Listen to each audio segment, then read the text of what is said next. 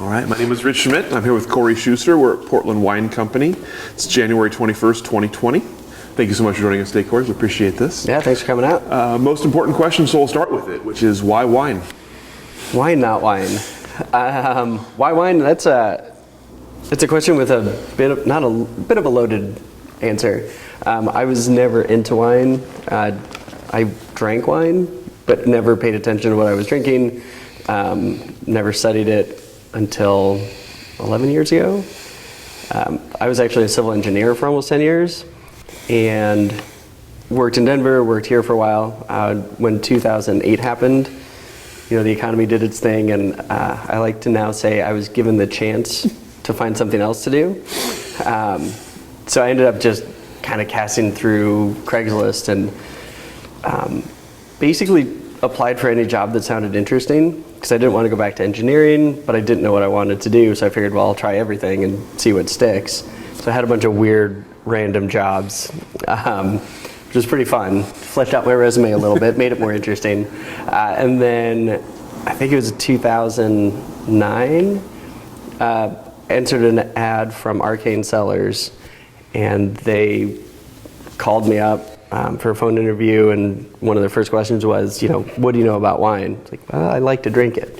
And apparently that was enough for Jeff, and he brought me in and ended up doing some work for them in the tasting room, doing events, doing farmers markets, and just kind of loved it. I mean, going from a cubicle to sitting in a tasting room or sitting in a vineyard was pretty great. And it just kind of snowballed from there. Ended up getting a bunch of other jobs and liked the industry, liked the work, and left engineering far behind. So wine, it was never my intention to get into this. It was never anything that had even crossed my radar. Most of my friends that are from my previous life think it's hysterical that I'm now a winemaker. So that's pretty great. So before we go on, I'm curious, what's the most random job you had in the time between? Most random job probably was helping a friend. He'd started kind of the small business cleaning out foreclosed homes. Very random, very depressing. There's a lot of work doing that at the time. So that was very random, but I think the best random job I had was working for the Portland Parks and Rec. We were driving a mobile rock climbing wall all over town. So we would go to 2 parks a day with this, I think it was a 15-foot rock wall. Just set it up in the park, let kids come in, climb it for free, and hang out. It was awesome. That's cool. It was pretty great. So tell me your first impressions. You mentioned kind of liking it right away, being out of a cubicle. What were your first impressions of the Oregon wine industry, or of wine as an industry in general? I mean, it was just very different from most of the jobs I'd ever had. People were really excited about what they were doing. I mean, coming from engineering, where, no offense to all my friends who are still engineers, most of the people I knew, they weren't passionate about it. They liked it enough, but it was never anything that they got super excited about most of the time. Getting into this industry, people were just stoked. And just, we're talking about wine all the time, just geeking out constantly. So it was a more fun energy to be around. And it turns out I'm a social person, so I do better not sitting by myself behind a computer. And it was more of a lifestyle. Like, engineering was supposedly a stable career that I could, do for the rest of my life, which turned out not to be true. But there was just an energy to the wine industry that was just more exciting, more fun. So you came into it enjoying wine as a product, Yes. and not knowing anything beyond that, and getting hired anyway. So tell me about the education process of learning the industry and learning about wine. From a sales tasting room event perspective, the learning curve was pretty steep, because if you don't know what you're talking about, you feel stupid really quickly. And there are people out there that kind of make it a point to try to let you know how much you don't know from a consumer side. So it was the learning curve was steep. So that was an incentive to study, to learn, to take some classes, and just to spend more time going to different tastings and meeting people. steep learning curve. But it was fun. You know, it was. I've done school. Didn't really like school. So this, you know, learning about wine. Which, how do you learn about wine? You drink wine. You talk to people. That's way more fun than, you know, sitting in an office or sitting in a classroom and learning. How long till you felt comfortable talking to someone about wine and feeling knowledgeable? Years. I mean, one of the great things about wine, I think, is that there's always something to learn. You know, from the consumer side, from production, you know, there's always something to learn. There's always something you don't know. So, I mean, I think it took me a number of years to sort of get past, most of the time, be past that whole imposter syndrome. But yeah, I mean, it took a couple years before I was in a tasting room and felt comfortable, you know, being there by myself and not having somebody behind me that I could whisper a question to get an answer. Yeah. So you started at Arcane, and you said you had a number of other kind of, sort of take us through your journey from that point. So I worked at Arcane. I did my first vintage at Owen Rowe in 2010. Worked for them, and I ended up working for Owen Rowe off and on for a couple of years. Did some tastings for them, worked in the lab, worked in the cellar, bottled, you know, kind of whatever they had available. I worked at Penner-Ash in the tasting room, worked at Raptor Ridge, did a vintage, worked in the tasting room, worked for a Division winemaking company. Trying to think, who else? You know, I did work for Matt with Love and Squalor and Helioterra and Mahonia Vineyard, did sales for them for a while. And I'm sure there were some others in there. You know, when I got those first jobs and kind of fell in love with the industry, it's going to sound cheesy, but, you know, things just kind of fell in my lap. Things just really, it just worked well. So I didn't seem to be at a lack for opportunities to work. And I think those first couple of years in the industry, I did work almost every day of the year because things popped up. You know, I'm working full time at one winery, but this other winery says, well, if you got a couple days available, you can work here. I'm like, sure, I don't need weekends. You know, it's kind of the hustle of the industry that everyone's doing. So I think that's most of it. Yeah, and worked at Southeast Wine Collective, was working in the bar over there. I think that's it. It's hard to remember everything. Was there a part of the industry that appealed to you more than others? Was there a piece of the industry that was the most appealing part? I think I'm kind of lucky in that I like all of it. I really like the production side. You know, I like the physicality of it. I like getting dirty. I like being wet, which is, you know, again, totally opposite of all my experiences as an engineer. But I also like the sales side. Like I like talking to people about wine. I don't like cold calling. That's never fun. Nobody likes that. Nobody likes that. But I don't mind the sales. I enjoy doing the sales, which I think is very helpful. Is there a side I don't like? The accounting side. So tell me about the process of starting your own label. It happened pretty quickly in your journey. So tell me about that. Why did you decide to start making your own wine?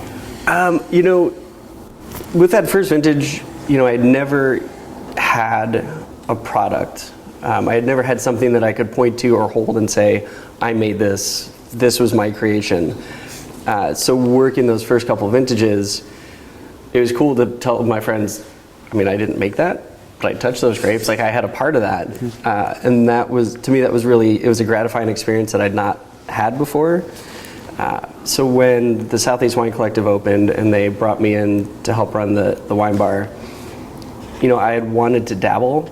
I wanted to try my hand and see, you know, can I do this? Am I any good at it? Am I going to like taking this all on as my own thing? And given what that space was, you know, there were, I think, 5 other winemakers in there, so it felt like a good safety net to have.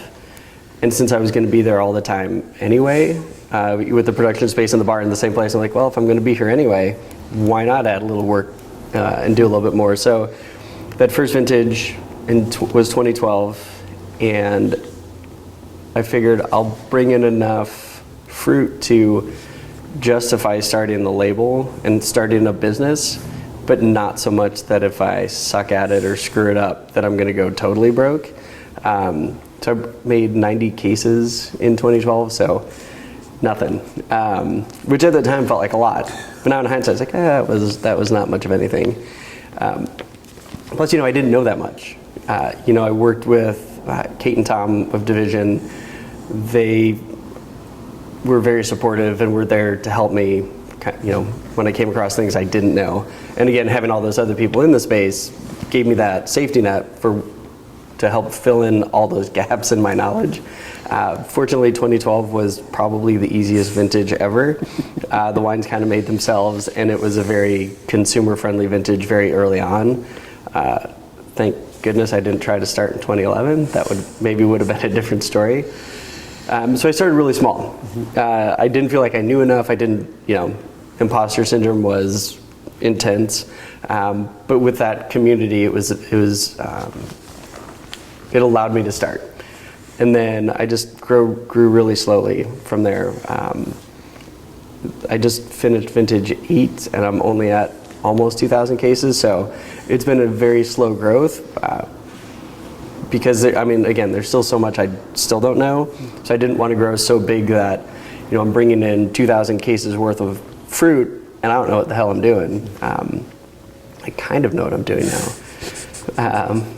So yeah, I started quick, but I started slowly, which made me feel less uncomfortable.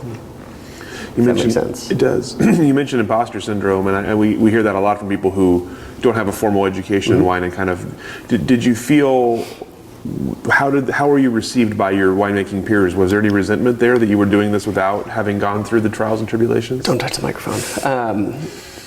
So it's interesting. So one of the things that really encouraged me early on was coming across winemakers that didn't have the formal education, was getting to know people that were winemakers or GMs or like the people calling all the shots that hadn't gone through the process of getting a degree. I felt like I came across a lot of people that supported that idea of learning by experience rather than getting a degree, then getting the experience. And again, I got an engineering degree, so I can do the school. I just don't really like it, and I learn better and I learn quicker by doing. So I felt like there was support for that approach. I tend to be pretty oblivious in life, so if there was resentment, I didn't notice it. So I think the imposter syndrome came more from me, not from the way anybody else approached or treated me for what I was doing. I'm sure there were people that were like, why is this guy starting a label, after 2 years into his experience? Fair. I still wonder about that. But, having kind of that science background and, again, having that safety net of people around me made a little more sense to me. And I think given the space I was in and given the peer group that I've had, it is a lot of people that are newer to the industry that maybe didn't go to school, that may have started their business early on in their career. So that was supportive for me. Again, didn't get rid of the imposter syndrome, but I didn't feel awkward around most people telling them what I was doing. I think it took me 5 years before I called myself a winemaker, if not more. I still have trouble calling myself that. It's like, I make wine, cool. But yeah, the people around me were very supportive of what I was doing, which if they hadn't been, maybe I would have called it quits, but I felt like I had that support. You mentioned 2012 being a good year to start. Tell me about the first vintage. What did you learn? What were the mistakes you made? What was it that you took away from that first vintage? What did I take away from that first vintage? How was the wine also? It sold. So it was good enough. I think the fruit, so kind of going back to the support I got, with that first vintage, I realized I wanted to buy some Cab Franc and some Pinot Noir. But I didn't feel like any vineyard was going to work with me to give me half a ton of fruit, because that's just kind of silly. So I went to Owen Rowe. I talked to David O'Reilly, and I said, "Hey, David, I'm thinking of trying my hand at it this year. Any chance you can sell me a little excess of what you're bringing in?" And he was great. They sloughed off some of their fruit for me. The fruit was beautiful. They were really great vineyards that I worked with. So again, you got to start with good fruit. It's hard to make good wine. It's a terrible platitude that God did not say anymore, but it's true. So I think for me it was really learning how to manage the stress of it. Because again, the fruit was beautiful. The ferments were all really healthy. I had this great support network. But it's one thing to work for somebody else's winery where, yes, you're responsible for not screwing up the wine, which is its own stress. But when it's your finances on the line, it has a whole other dynamic that I had to figure out that year. And again, it was such an easy vintage. There were no, from the production side, no big snafus that I had to deal with. And then, of course, once it was bottled, I had to figure out how to sell it, which I had done sales in tasting rooms, but the whole cold calling, breaking into an industry, or breaking into a market with a lot of other wines, that was a learning experience as well. Talk about that in just a second, because I'm really curious about that. But let's go back. I'm curious, when you started, you had to come up with everything. So you had to come up with what your business philosophy was going to be, your name, your logo, where you were going to make your wine. Tell me about the process of kind of checking all those boxes for the early vintage. I guess there was that learning curve as well. Coming up with a name, coming up with the branding, coming up with, the packaging was way more work and way more stressful than I thought it was going to be. But as I got into it and as I talked to more people and spent more time, working behind the bar, selling other people's wines and paying more attention, really became clear how important all of that is. Because with all that wine out there, if your wine doesn't stand out, whether it's the name or the label on the shelf, it's not going to sell. It doesn't matter how good it is. It's got to be, there's got to be a driver to get people to grab it off the shelf. So, kind of like with making wine, I came up with the name Jackalope, and I had what I thought was a good story behind it, but it's also a rabbit with antlers, and I had a lot of people say, never put an animal on your label. Never put critters on your label. So there was a hesitation with that as well. It's like, is this name going to take off? Are people going to look at this, not take the wine seriously and just kind of think I'm a fool? Which maybe they did, but they kept it to themselves.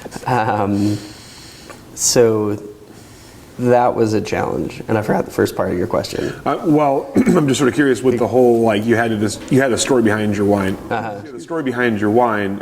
So why Jackalope, and how did you make that work as a process and a philosophy? That's right, and the philosophy about the wine. So going into making wine, I had people around me that were making wine in a particular style. Again, the people around you kind of form who you are in a way. So I came in with a particular philosophy about what I wanted to do, but it was really uninformed. Again, I didn't really know what the hell I was doing. And I think every year I sort of adjust what I'm doing and how I'm doing it in a way. It's kind of fine tuning, kind of like my approach to having work and what I'm doing with my life. Am I going to make wine for the rest of my life? I have no idea. I love it right now. If I don't love it in 5 to 10 years, will I keep doing it? Probably not. Maybe I'll jump to something else. And I think the wine is kind of the same, kind of in terms of style, but also just my approach to how I'm doing it and what I want to do. It's one thing to come in, this is what I want to do, I'm going to make it like this, I'm going to sell to these people, which is also funny. First vintage, I only want to sell to the right people, but not having any idea what that even means, and people that have the money and want to buy it. Those are the right people. So I kind of adjust every year. I see what works the year before, I see what I liked making or what I didn't like making, see what sells well. So I think my decisions now are definitely more, I'm considering the business side way more than at the beginning, where it was pure philosophy to start off with, and philosophies are great. But like everyone told me, making wine's easy. It's selling that's the hard part. And if you're making a wine no one wants to buy, it's great if you love it, but kind of what's the point? Like, you're not going to stay in business. Anyway, rambling. That's what winemakers do. That's what we're here for. Here for the rambling. So Jackalope, I grew up in Chicago. I had a cousin in Nebraska, and he was, I think, about 25 years older than I was. And I'm from the Midwest, so sarcasm is kind of how we talk. We just mess with each other. It's how you show affection. So growing up, he would send me postcards. He'd send me letters about jackalopes. He'd come to visit. He'd say, "You've got to come out to Omaha. We're going to go find these jackalopes. Like, here's a postcard. I told you it was real." So basically, he just messed with me when I was a kid. And I'm sure I believed him. I mean, they are real. But I probably believed everything he fed me. He was our closest relative. It was just something that he and I bonded over. But he ended up passing away when I was in 8th grade.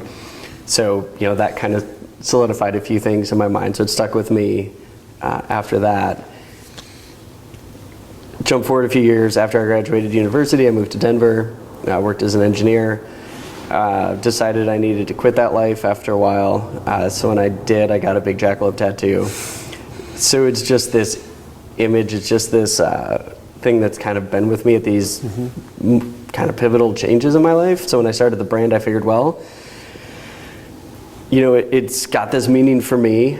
I think it would look good on a label, I think. So I ended up finding a graphic designer who has done really great work for me. She's done all my labels. She did my logo.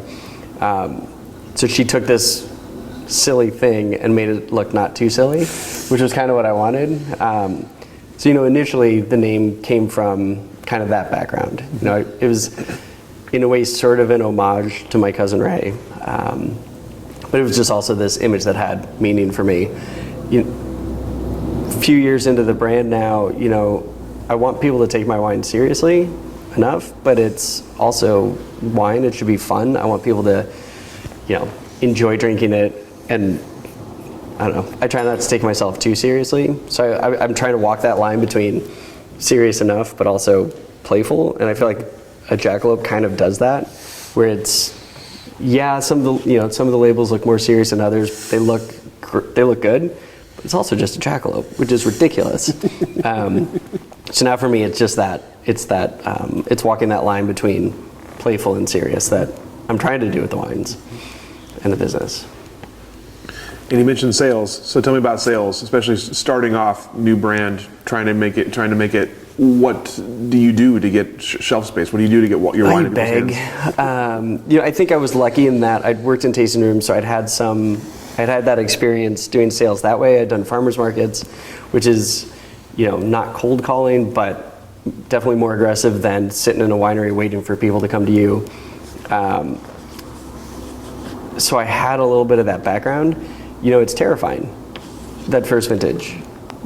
Because first of all, you're cold calling. So you're going in to meet people that you've probably never met before, and you're trying to sell them on this product that you've put so much of yourself into. And at least for me, those first couple of vintages, my skin wasn't very thick. It's, this is me in this bottle. And if you don't like it, that's you saying you don't like me. So it's scary. And nobody likes hearing no. And, sales, you hear that a lot. You hear no, people don't meet with you. I mean, and having been on the sales side, I understand that wine buyers don't always have the time. And with so many brands out there, they just don't have the capacity or the bandwidth to meet with everybody all the time. I think I was fortunate being at the Southeast Wine Collective because a lot of people in town knew about it. They knew Kate and Tom, so that was kind of an in the door there. Working in the bar, I got to meet a lot of industry people that would come in, so that at least gave me a foothold to start off with, seeing some people that I knew, even if it was just familiarly. So it wasn't, but it's tough. I mean, sales is tough. But I think having grown up a middle child in a Catholic family in the Midwest, I think I'm built for that sort of abuse. And again, nothing against wine buyers or people that are on the buying side. It's a tough place to be, and there's a lot of us out there harassing them and trying to get their time. But it's not an easy thing to do. So I feel lucky that I seem to have the personality to take that abuse. What was the first big break for you? Was there a moment that you thought, this is great, I finally I've sold some wine at a big enough quantity that it made a dent? I was talking to somebody recently, and I'm trying to remember who that was. It's my friend Erin out at the wine cellar, and she told me, she said, I am an overnight success after 10 years. Because I'm a 10-year overnight success.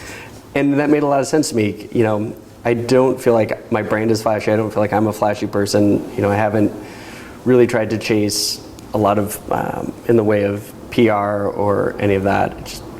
It's not my style.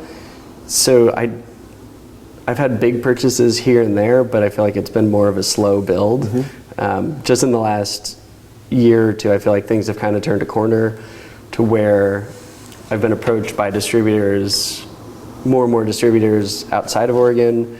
I feel like there's a little more recognition from people I don't know, mm-hmm. which still trips me out when I get an email or somebody orders wine through the website. Like, I don't have any idea who you are. You don't know my friends. It's awesome. So it's been kind of a slow build. You know, Cellar 503 is a wine club based out of the Southwest. Mm-hmm. Carrie's been awesome, and she has used me a few times, and I think that, to me, that was great. It's somebody who was starting her wine club, wanted to use my wines, believed in me and my wines enough to push them that way. And I hesitate going down these paths because there are a lot of people around town that have been really good supporters that I don't want to leave anybody out. Inevitably I will. But I don't feel like there's been any like one moment or one incident that said, okay, I've made it. Because I think you get a big sale or you send a big shipment to a distributor and it's like, cool, that wine's gone. I still have all the rest of it in my warehouse. I need to keep moving. So for me, it's just it's more of a slow burn, if that makes sense. Mm-hmm. You talked about thin skin at the beginning and feeling like you're putting yourself out there. Do you still feel that way this many years in? Do you still feel like it's a rejection of your wine is a rejection of you? No. I mean, sure, there's times now and then that I feel less pleased about somebody's response. And I think at this point now, if it's more industry people or reviewers or whoever that don't love the wine, it's like, oh, why not? But just in general, I mean, I've done a lot of demos at wine shops and grocery stores and events, and you hear a lot of stuff from people. Not always, they don't intend to insult you, but there's just a way people have of saying things that you either get that thicker skin or you just don't do them anymore. And people love to say, oh, this wine's actually not too bad. Like, cool, thanks. I know you didn't mean that as a bad thing, but it sounds terrible. So just stuff like that. And 8 years in, I've heard a lot of that. So it's like, okay. And I realize, my wines aren't for everybody. Not everyone's going to like them, and that's totally fine. I'm not trying to make. I would love everyone to be a customer, obviously, but I know that's not going to be the case. So I'm pretty good now at just recognizing that just because one person doesn't like it or one group of people don't like it doesn't mean the wines are bad. Mm-hmm. Just not to their style. Mm-hmm. Tell me about your winemaking philosophy and what you want people to get out of a bottle of Jackalope wine. I mean, I want them to drink a bottle and want to buy another one. At this point, I want the wines to be fun. I want them to be solid. I want people to know they can pick up a bottle of my wine and know, even if it's not their style, feel that they know it's good, that what's coming out of it is a well-made wine, mm-hmm. hopefully. Mm-hmm. I mentioned before, I started off with these huge ideas of what I wanted to do, all based off of, I don't even remember what. But now, some of the decisions are made more based on what is good for the business. And as I'm moving more and more into distribution, where I'm not doing all of my sales anymore, it's not me and my personality necessarily that are going to be selling the wines. It's somebody else that's got to do it. So if the wines aren't good, if it's not something, these salespeople can stand behind, it's not going to work. So I guess, I'm looking at which of my wines have sold well, and using that to sort of inform the kinds of blends I'm putting together, and just how I'm making the wines. I want them to be playful and fun, but also well made. How's that for a non-answer? That's a great answer. All right. All and nothing. So you started with Pinot and Cab Franc as what you wanted to make, and I'm curious why those two to start with. I just love Cab Franc. Everyone asks you, what was the wine that turned you on to wine? What made you want to do this? And again, my background is drinking crappy wine because it was cheap. My mom was Italian, but not a wine drinker. So despite having that background, we never drank wine in the house as kids. Not that you should drink as a kid. So it was more the domestic wines that kind of grabbed me at first. Working for Owen Rowe, they made some Cab Franc. They had one, I think it was the 2008 Slide Mountain Cab Franc that I had, and I was like, holy crap, this is delicious. And that kind of sort of brought me into that realm of, okay, wine can be more than just this thing that'll get you drunk or tipsy. Drink responsibly. So that kind of started it. And, I love their wines. I love their Cab Franc, and that kind of got me looking into more of those wines. And to me, Cab Franc, it's kind of like this gritty, not farmhouse wine, but it's kind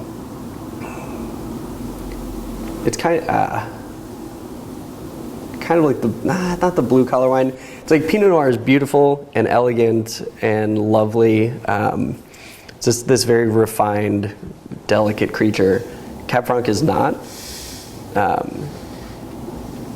To me, Cab Franc is more that, I'm drinking a Hamm's out behind the winery at the end of a long day. Just kind of we'll say not ethereal, which Pinot Noir will say can be. So it's like this different creature that I really like working with. And, I think in the last few years, more and more people I'm hearing say, oh, I love Cab Franc. More people know what it is, and they don't just assume it's Cab Sauv. So there's kind of that sort of underdoggy quality to it that I kind of dig. From a business perspective too, there's so much Pinot Noir that even breaking into it, 8 years ago, there's still so much Pinot Noir it's a big battle to wage. Which isn't to say we have too much Pinot Noir that people should make less. Sales is hard, so to break into something there's already quite a bit of, with already a lot of established names of, it's tough. Whereas Cab Franc, there still isn't, in my opinion, enough of it getting put out there. So coming in with something a little bit off-kilter, less pushed, made sales a little bit easier. And it helped that it's a grape that I love. And as you've grown, what have you added to your roster as you get up towards 2,000 cases? Too many. The problem is we only get to do this once a year, this winemaking thing, and if you look over the course of your life, you only get to do it not that many times. So almost every year I've had a new grape that I've added in because it's available. Somebody's talked me into it, and it's really hard to say no in the middle of harvest because you're not really thinking long term. It's like, sure, I'll buy those grapes, and then the bills come 2 months later. You're like, oh, that's why I should have said no. So I've added quite a bit. That second vintage, I added Viognier, which I've been making ever since. And then over time, I've added Cab Sauv, Grenache, Syrah. This year I brought in some Albarino. I made 6 whole gallons of Zweigelt last year. I think that's all I work with. And it, yeah, I've just added too many. And I've added more and more vineyards. I don't own any vineyards, so I'm buying all my fruit. A lot from Southern Oregon, Willamette Valley, obviously. And I've been kind of dabbling more and more with Washington, just to, especially with Cab Franc, just to compare. Like, how are the two different? So I don't know how many vineyards I'm working with, 10 maybe, which is fun. I mean, it's great to have that accessibility. It's great to have that that variety so close to here, especially now being in Portland. Everything's not too far away. So yeah, this stable has too many SKUs. And of course, some uncommon grapes there in terms of sales and in terms of recognition. So tell me about educating consumers in things like Albarino and Grenache that maybe they're not familiar with. So that is one of the parts of sales that I really kind of enjoy. There's a lot about winemaking that people don't know. Having worked at the Southeast Wine Collective, it was great for that, because you're in the middle of the winery when you're sitting in the wine bar. So me behind the bar, I can talk to people about what the process is, about how wine is made, and give people more of an appreciation for what it takes to make a bottle of wine. In terms of making some weird varieties to teach people about. I make rosé, which not everyone knows that there are different ways to make rosé, so it's fun to talk about that. I make a white Cabernet Franc, which the first year I made it was just an accident. I mean, it was rosé, but all the color dropped out before bottling. So, yeah. I've had a couple times very early on where things didn't go the way I wanted them to or expected them to, and there was a way to force them back into what I wanted them to be that would have made them lesser wines. So I learned early on, just kind of sort of follow the lead of what the wines are doing, and that could possibly make a better wine. So that with that White Cap Franc, I just left it as what it was, because it was better than what I was trying to make it into. And I've kept making it since then. I don't make a lot of it, and I'm, was not the first person to do it. So I'm following on the heels of some good folks. But it's fun to talk about that wine to people, because, like, how do you make a white wine out of Cabernet Franc? Is that a different grape? What's happening here? So that one I really enjoy pouring for people, and, trying to tell them, well, this is how wine is made. This is where the color comes from. This is how I can make a white wine with a black grape. Other things like the different weather we've had the last couple of years, with the wildfires, have added kind of a different challenge, shall we say, to making the wines. 2017 was a pretty rough year across, up and down the West Coast, and one of my wines that I'm currently selling does have some smoke influence, what I'm now calling air terroir, because it sounds much nicer, and it is terroir. I mean, it was a smoky air, but to pour that wine for people, for me, I love pouring that wine, because first, it shows people what the effect of the environment has on the wines. They didn't know that you could get smoke in a wine from these fires. So that's been kind of fun to show people. So, I can't remember what I was going to ask you next. I had this great question in my head, and I just went on for too long. No, it's all good. It's okay. We'll just change course. You mentioned sort of looking ahead, that if you didn't love winemaking, you would not necessarily keep making wine. So tell me where you see yourself and Jackalope maybe 10 years in the future. Oh God, where are you going to be in 5 years? Questions. I love corporate America. I don't have to answer that question anymore. If you were a tree, what kind of tree would you be? No, I'm just I don't know. Yeah, I know. An aspen tree, because everyone loves the aspens. It's true. It's hard to ask people to look ahead, but we have to do it anyway. Yeah. All right. That my idea of where I'm going to be down the road changes every year. Right now, where I'm sitting production-wise, it's enough that I can do most of the work myself.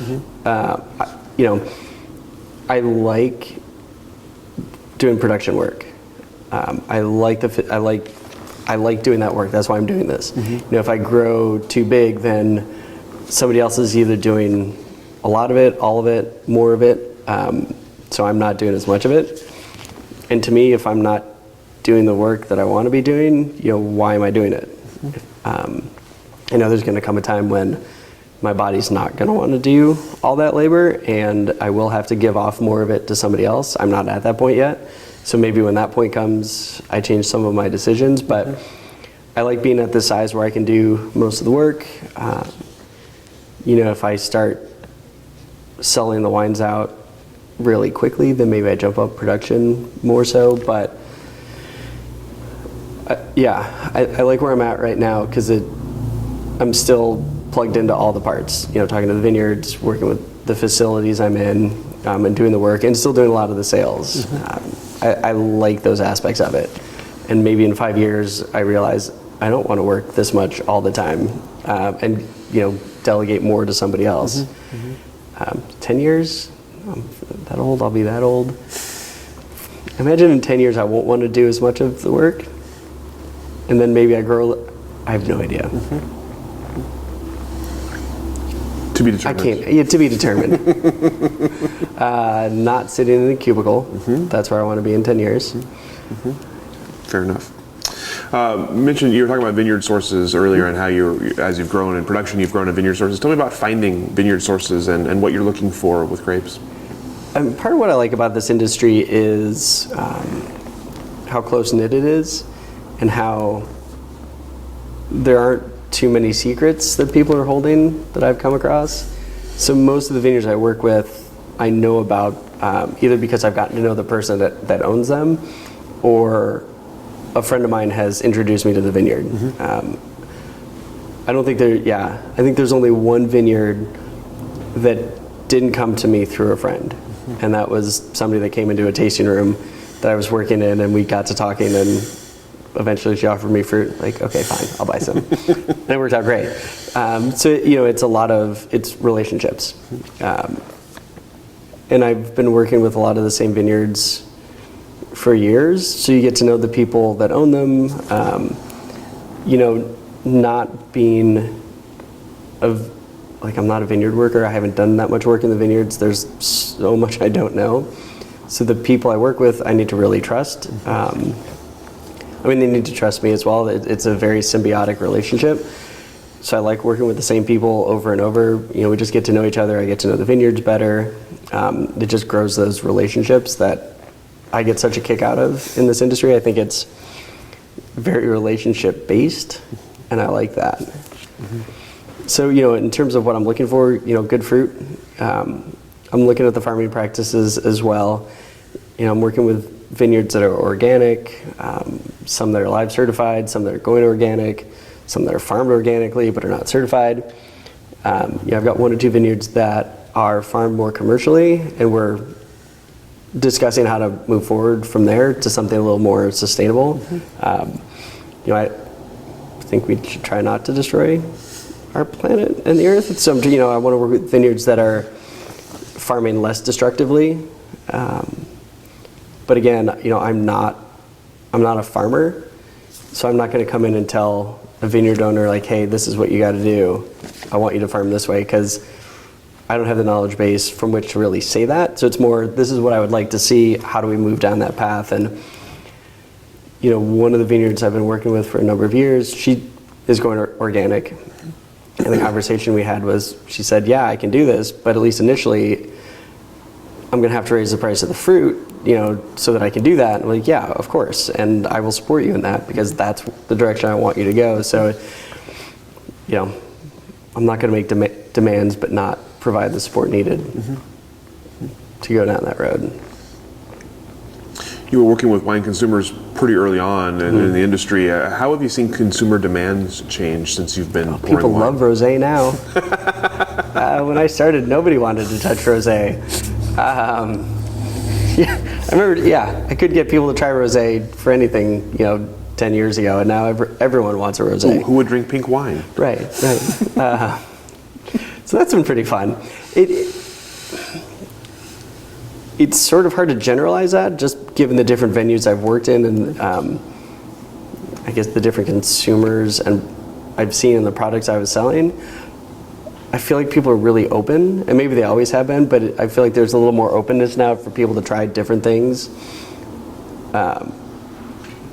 Whether it's a new grape, a new style, or just something that's out of their wheelhouse. I feel like people are pretty, well, they feel very experimental now, which is great. Especially, I'm not doing anything that crazy, but with a couple of different styled wines and with friends that are making some really weird but really great stuff. It's nice that people are open to trying new stuff and open to learning about these different processes and different grapes. Yeah, I guess I haven't really noticed any other huge trends. Which probably says I'm not looking enough at the industry reports and should know more how the trends are changing. Are you seeing more demand for organic? Are you seeing more demand for things like biodynamic or sustainably farmed? Yes, I think so. But that's also a product, I think, of the circles I'm in terms, winemakers, but also a lot of we're in Portland. Yes, everyone's going to want organic and biodynamic and natural. That's just kind of what we do here. Going to some of my market visits outside of Portland, it's not, I don't hear it as much. It's funny how people with food really want organic and are willing to pay more for it, but with wines, it still sort of feels more peripheral, where some people are into it and only want organic, and other people are like, it doesn't matter, it's just alcohol. I think there is definitely more conversation around how wines are made, what goes into them, and what people are buying and what they want. But again, that's me in my Portland bubble, which doesn't speak for everywhere else. And I know, being the person doing my own sales, I can make these weirder, quirky wines that maybe rely a little heavier on using organic vineyards and using these more less invasive winemaking techniques, because I'm in the market and I'm selling the wines. Not that I'm going to move away from any of that, but as I go more into distribution, there's also that thought of what is going to sell. I'm in the Missouri market. What are they going to be looking for? Are they going to want a weird Albarino or a White Cab Franc or something unfamiliar to them? Or is it a better business decision to make more Pinot for something like that? It's always shifting. Trying to keep up with consumers is tough. What about the industry in general? When you entered it to now, what are the changes you've seen, noticed? Where does it stand now versus where it was when you entered? Well, there's more of us. I think the growth over the last 10 years in Oregon has been huge. I won't spit out any numbers because I'd be mostly making them up, but I know the number of wineries has skyrocketed. I think maybe, again, given my circles, I think part of that might be places like this and the other places I've made wine where a lot of us, haven't needed to buy a facility and all the equipment. We can rent space in somebody else's property, which makes it, I think, much more accessible to get into doing this. If it weren't for the shared facilities I've been in, I couldn't be doing this. I don't have partners, I don't have investors, I don't have the finances to do this without being in somebody else's space. And it just seems like that is a more common thing now. 10 years ago, it didn't seem like too many people had shared spaces, and just looking at the internet the last couple of years, more and more people are saying, hey, I've got a little bit of extra room. If you're looking for a space to make a little bit of wine, I've got that. So there seems to be more of that sharing of space happening. From early on, it seemed like a very collaborative industry, and I don't feel like that's changed. It seems like that has maintained as we've grown. I hear people grouse every now and then about outside wineries coming in and buying up properties, and from my standpoint, I haven't seen any negative changes from that. Fruit prices have gone up, but that's for a lot of different reasons. I still feel like it's a very collegial, very collaborative industry. I haven't seen that fall off, which hopefully it never does. Yeah, I mean, the Oregon wine industry just, to me, feels, it's just very approachable, to use a word I don't always love. But, I feel like we're very kind of down to earth. People come in from around the country, like tourism I think has gone up quite a bit. People coming out here for wine and food and beer and all the stuff. But I feel like we're that approachable state where I don't think people come here expecting to go to a winery that they're going to feel out of place or look down upon if they don't know enough. I mean, I know things have changed and tasting fees have gone up and, a lot has changed, but I feel like that attitude is still there of, we just love wine. We just want to drink wine. We want you to come in and buy our wine and drink it too and just enjoy it instead of, the stereotype that a lot of people have where, if we're in the wine industry, we're looking down on you if you're not at our same level. Like, I just don't feel that attitude here. Just swimming in gold coins like Scrooge McDuck up here in your tower. I mean, we are, but it's just the little chocolate gold coins, so it just gets messy. What about as you look ahead for Oregon wine, say a decade down the road? What are you hoping for? Maybe what are you concerned about as you look ahead for the industry? I hope we maintain like that attitude I was just mentioning. Like, I hope we hang on to that idea of this being a collaborative industry where we're here to help each other out. We're here to work together. We're pushing brand Oregon. It's interesting having friends in Southern Oregon and talking to them about how they feel perceived as a market versus the Willamette Valley. And there's, I think, still a divide where people think Oregon, they think Willamette Valley. They don't necessarily think Applegate or Rogue Valley. And, my hope is that there becomes more parity there, that they are seen on that same level, because there's some beautiful wines and beautiful fruit coming out of Southern Oregon, coming out of the Gorge, coming out of Eastern Oregon. I would like not to denigrate anybody that's come before me or anything that's been done, but it would be nice for the greater picture of Oregon to be Oregon, not just the Willamette Valley, not just Pinot Noir. Again, I love Pinot Noir, nothing against it. I don't want that to go away, but we have so many different kinds of grapes that are growing in Oregon. There's so much happening here. To me, Oregon feels like such an experimental state in some ways, just in the way people are making wines, what they're doing with them. There's a lot of out of that stereotypical box thinking. So I think there's a lot of fun wines being made, and I would like Oregon to be known for that bigger picture, without any loss to that standing the Pinot Noir has or the Willamette has. It's like bring everybody up, if that makes sense. Is there anything you're concerned about? Is there any issues on the horizon that worry you? Are we speaking, in the greater scheme of things, or wine specifically? Well, yeah, wine specifically, Okay, but right. as it pertains to the greater scheme of things. It'll be interesting to see how the market grows. Just in the last few years, with all these new wineries coming online, and honestly, some days it feels like I see a new label in the stores every month. And talking to some of my friends who are buyers, talking to them about how many more people are coming in to try to sell their wine. I don't know where that's going to go. We're definitely not saturated.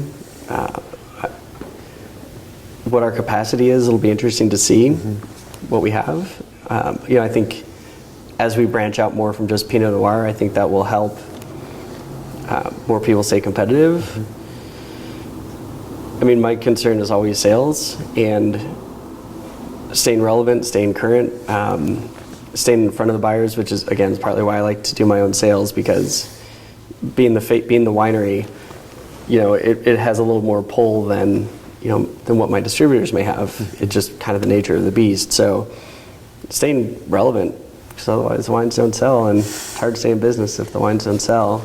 I think the concern too is, I would like the winery or the industry to stay so collaborative. I mean, that's kind of what sucked me in the first place is, the sharing of equipment and ideas and people, and just this idea that,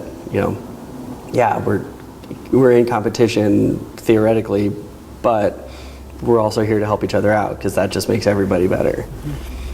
So hopefully that stays. 10 years down the road, what's the climate going to be like? It seems like things are getting warmer. Changes are happening. So there's concern with that, how that's going to change things. So if someone were to come to you today and say they wanted to enter the Oregon wine industry, what would your words of wisdom be? I'd probably pass on a lot of the same wisdom that I got when I enter the industry in general, or enter as a winemaker. However you want to answer that. If they just want to enter the industry as a salesperson or tasting room, whatever, or production hand, do it. It's fun. It's a great community to be a part of. It's a lot of fun. It's, if you're coming in thinking you're going to make a ton of money and get rich, maybe rethink that a little bit.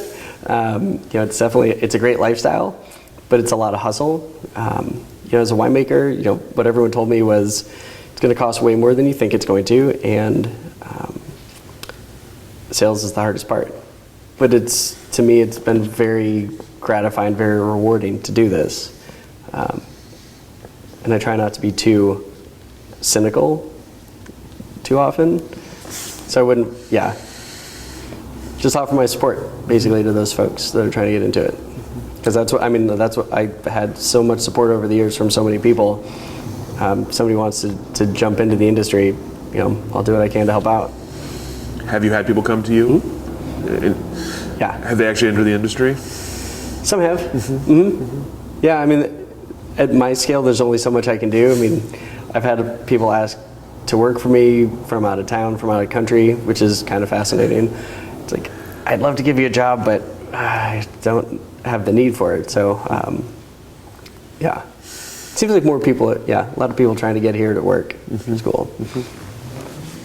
Any questions?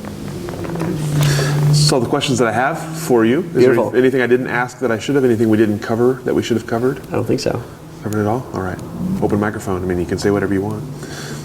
Buy Jackalope wine. All of it. Well, thank you so much. We appreciate your time today and sharing your stories with us, and we'll go ahead and let you off the hook. Cool.